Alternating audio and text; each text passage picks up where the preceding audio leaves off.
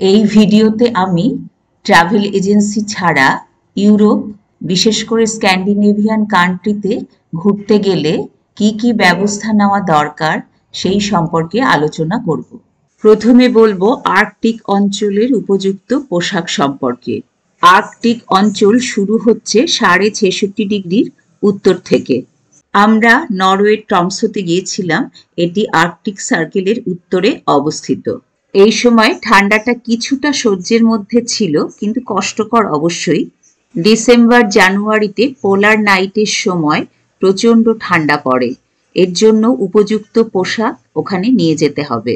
শুধুমাত্র ভারী মোটা জ্যাকেটই এখানকার পক্ষে উপযুক্ত নয়।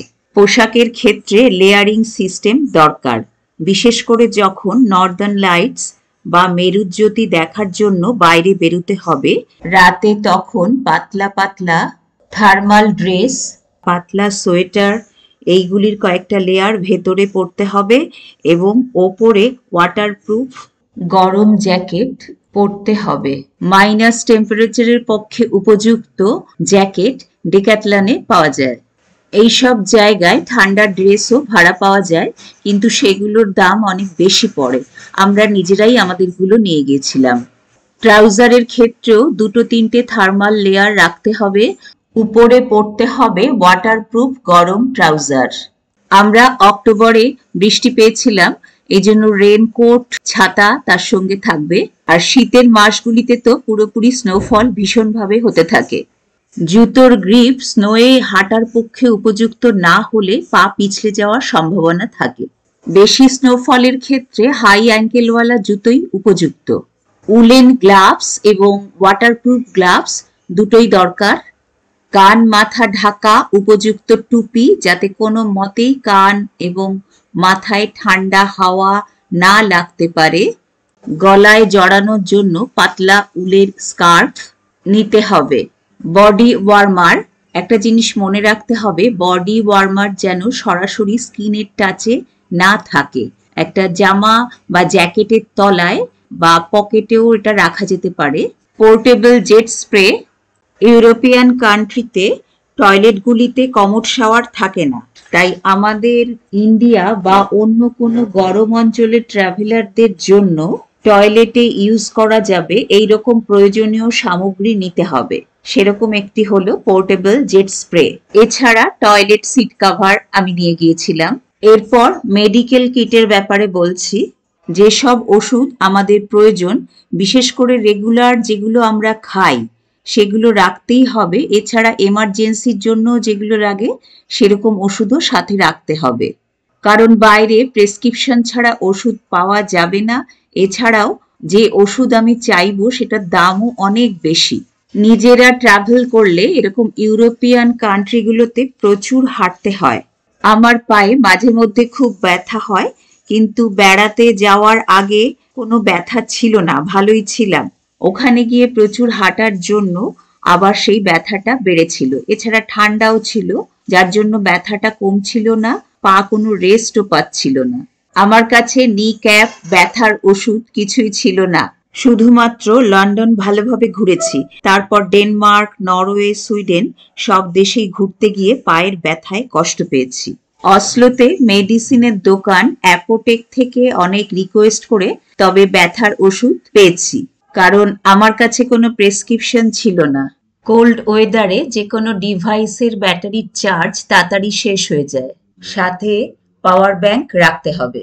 ইউনিভার্সাল ট্রাভেল অ্যাডাপ্টার অবশ্যই সাথে নিয়ে যেতে হবে। এবারে খাবারের ব্যাপারে আসি। ইউরোপের যে কোনো কান্ট্রিতে ম্যাকডোনাল্ডস, বার্গার কিং, সাবওয়ে এই সমস্ত আমাদের চেনা দোকানগুলি রয়েছে, কিন্তু সেখানে পিৎজা, বার্গার এইগুলো তো সবসময় খাওয়া যায় না, অসুবিধে হয়, না পেলে অবশ্য খেতেই হয়।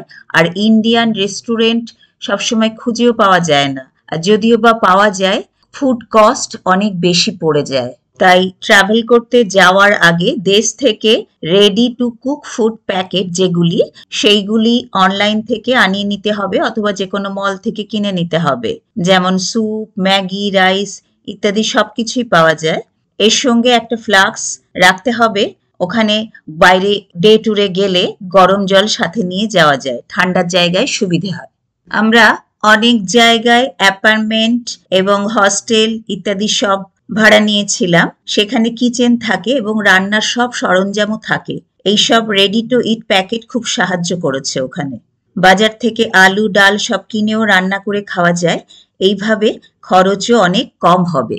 ওয়াটারপ্রুফ ব্যাকপ্যাক, সুটকেস ট্রলি, তার ভালো কাভার, আমরা এটা এখান থেকে কিনে নিয়ে গেছিলাম ভালো একটু কাভার, কারণ অনেক সময় হচ্ছে বৃষ্টি বরফ ইত্যাদিতে ওইরকম ভালো প্লাস্টিকের কাভার হলে সুটকেসটা ভালো থাকে, ভেজে না।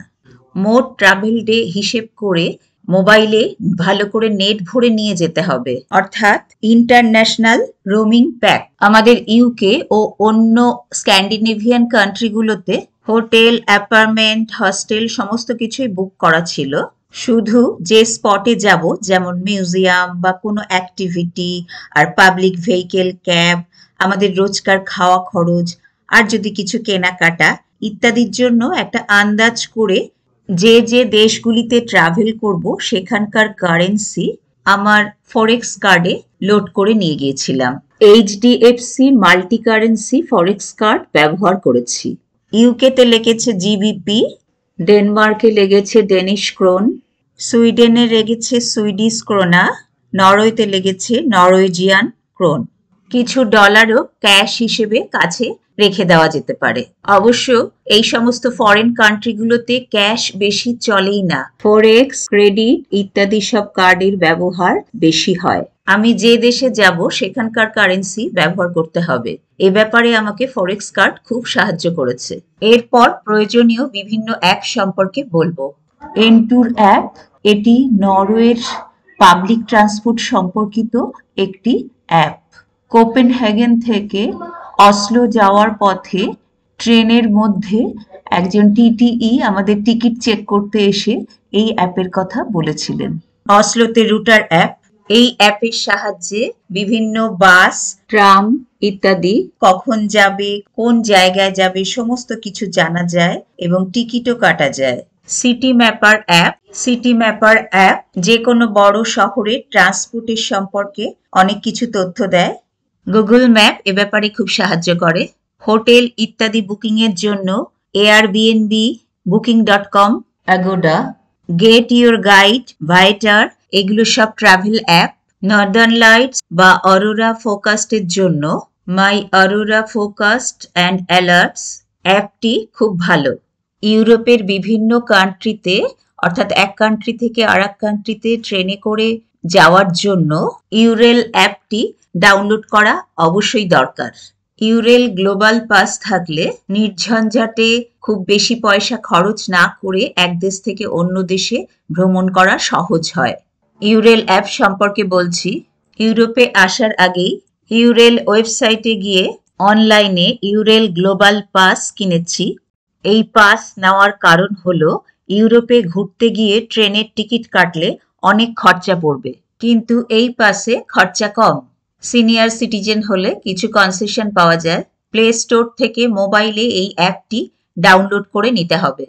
আমাদের টিকিট কাটার আগে প্ল্যান করতে হবে যে মাসে কদিনের জন্য আমরা এই ইউরেল পাসটা নেব। ইউকেতে এই পাস ব্যবহার করিনি, আমরা স্ক্যান্ডিনেভিয়ান কান্ট্রিগুলোতে 5 দিনের জন্য কেটেছিলাম। টানা 5 দিন আমরা নেইনি, যেদিন যেরকম প্রয়োজন হয়েছিল সেই অনুযায়ী ডেট ঠিক করেছিলাম।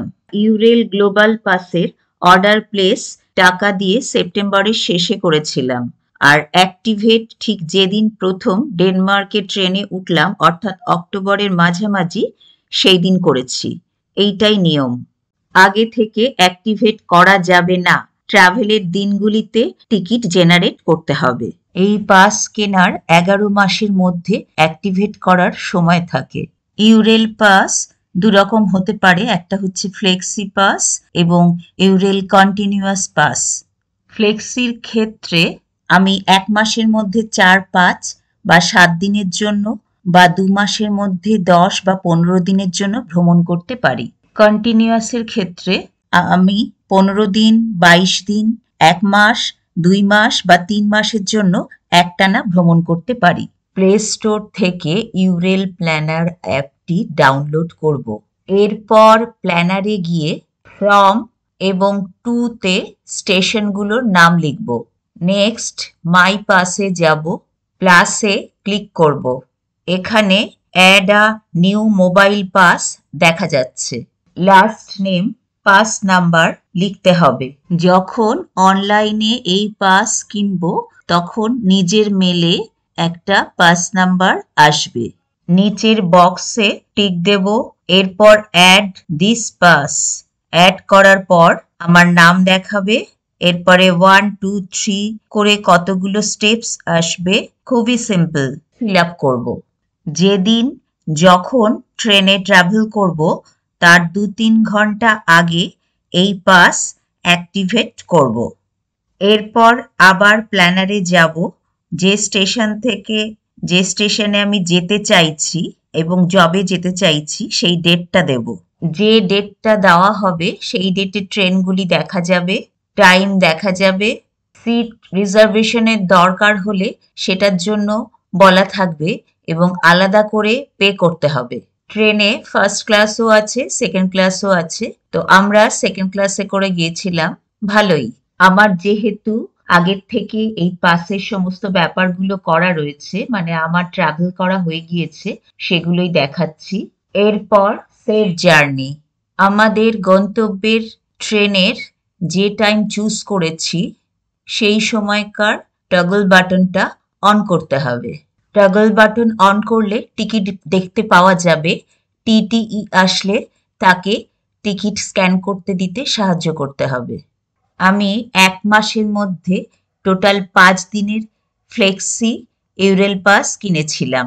আমাদেরটা ছিল স্ক্যান্ডিনেভিয়ান পাস, যেহেতু আমরা কোপেনহেগেন থেকে অসলো আর বার্জেন, অসলো তারপরে স্টকহোম, আবার ওখান থেকে উপসালা এই জার্নিটা করেছিলাম। অর্থাৎ ডেনমার্ক, নরওয়ে এবং সুইডেন এই 3টে কান্ট্রি ঘুরেছি। যে দিনগুলিতে টগল বাটন অন করে ট্রেনে উঠব সেই দিন যতবার খুশি ওই নির্দিষ্ট কোম্পানির ট্রেন জার্নি করা যাবে। এই অ্যাপ ব্যবহার করার জন্য মোবাইলে নেট থাকা জরুরি। নেট না থাকলে টিটিই কে টিকিট দেখানো যাবে না, তখন ওরা ফাইন করে দেবে বা ট্রেন থেকে নামিয়ে দেবে। ট্রেনে ওয়াইফাই থাকে এবং সেটা ফ্রি ব্যবহার করা যায়, কিন্তু আমরা অনেক সময় দেখেছি ওই ওয়াইফাইটা পাওয়া যায় না। না পাওয়া গেলে আর নিজের নেট না থাকলে খুব অসুবিধে পড়তে হবে।